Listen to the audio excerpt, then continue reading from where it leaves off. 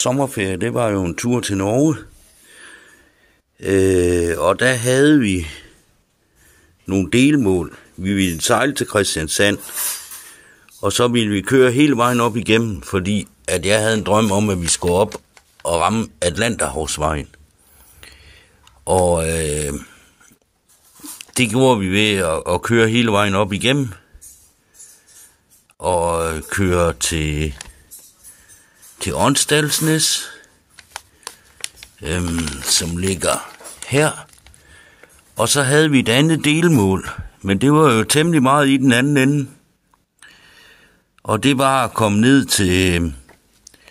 til Rjukan og til Pamokt og se arbejder og arbejds- og industrimuseet, hvor det jo var der, at Telemarkens helte, de sprang tungvandsanlægget i stykker. Men det stak jo lidt af.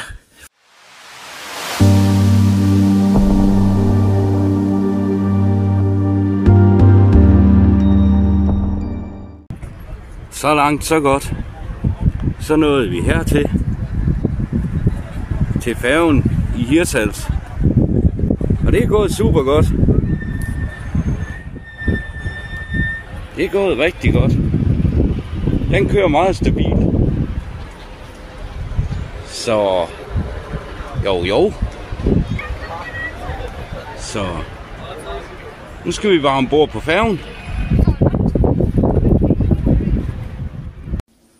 Den første nat, der overnattede vi her uden for Kristiansand, fordi vi kom temmelig sent. Og så fortsatte vi opad her forbi Skien. Og så kørte vi opad forbi Hønefoss og tog i 16'eren og kørte af den indtil vi kom til Fagernes. Og så kørte vi et stykke op af Fagernes og overnattede der.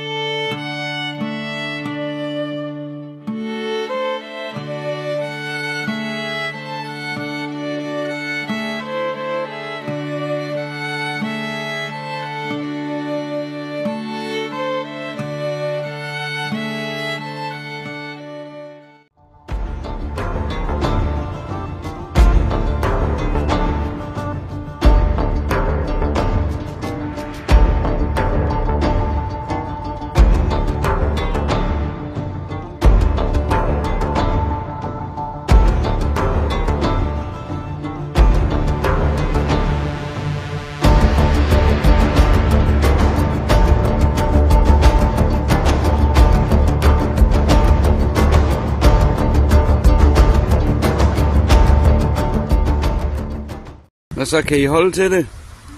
Velbekomme. Vi har pause, ikke også? Hvor er det lige, vi har pause henne?